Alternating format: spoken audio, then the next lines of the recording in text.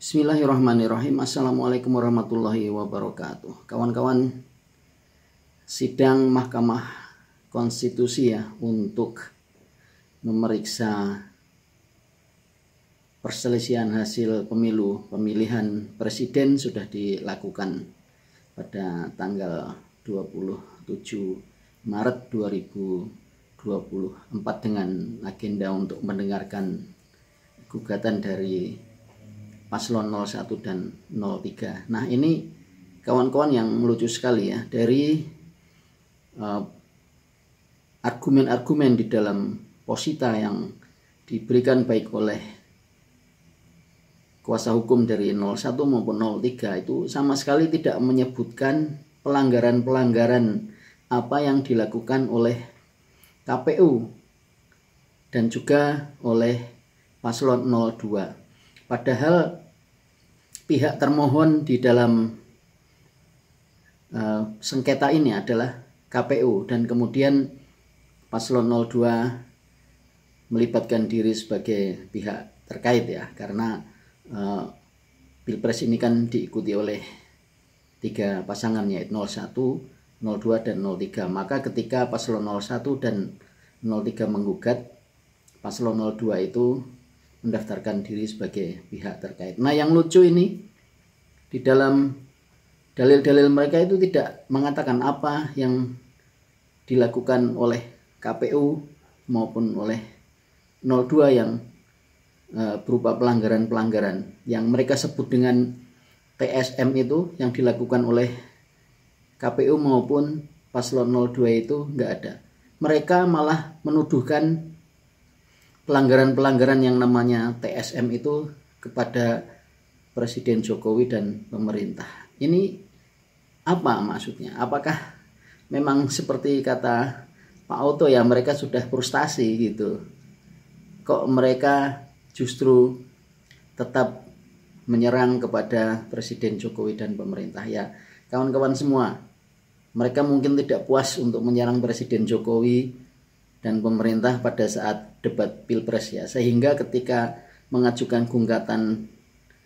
gugatan perselisihan hasil pemilu, mereka juga masih menyerang Presiden Jokowi dan juga pemerintah. Ini sangat lucu sekali, dan saya sendiri juga memandang ini sangat aneh, dan lebih aneh lagi apabila nanti Mahkamah Konstitusi itu mengabulkan gugatan mereka. Karena bagaimana mungkin suatu gugatan perselisihan hasil pemilu ya, kemudian mereka menggugat ke Mahkamah Konstitusi, tetapi mereka tidak mendalilkan pelanggaran-pelanggaran yang dilakukan oleh termohon ataupun paslon yang lain, tetapi mereka mendalilkan adanya dugaan-dugaan pelanggaran yang dilakukan oleh pihak di luar yang bersengketa. Ini lucu, ini gimana? Bagaimana mungkin? Ya, namanya sengketa itu kan ya harus ada yang disengketakan. Sengketanya dengan siapa? 01 dengan KPU, 01 dengan 02, 03 dengan KPU, 03 dengan 02 misalnya. Ini enggak ada. Nah, ini malah mereka bersengketa dengan presiden dan pemerintah yang bukan merupakan pihak di dalam persengketaan ini.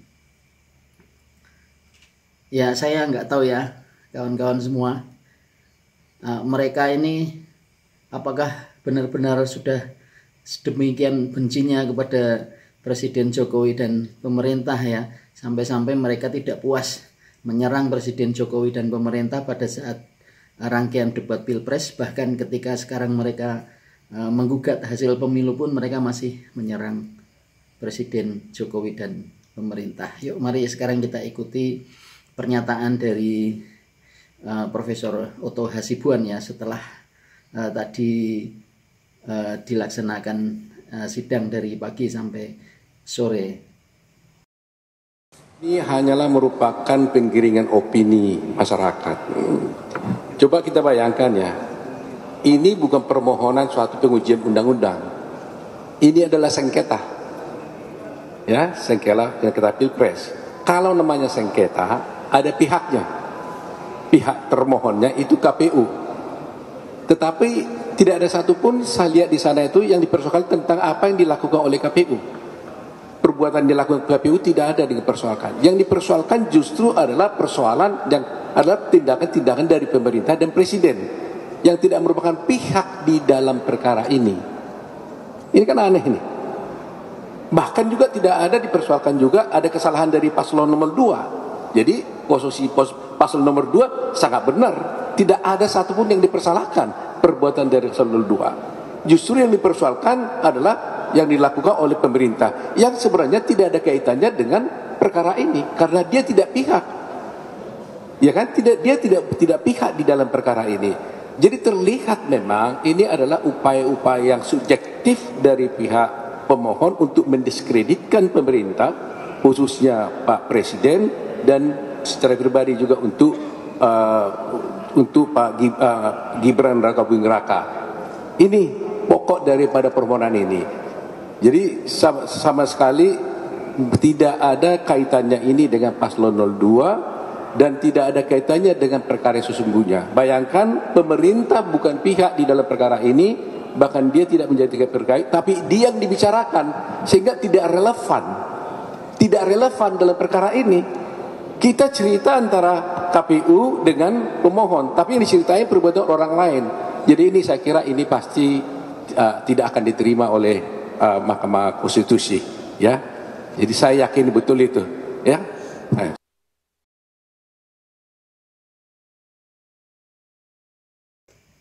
Ya kawan-kawan, itu tadi ya apa yang disampaikan oleh Profesor Otto Hasibuan.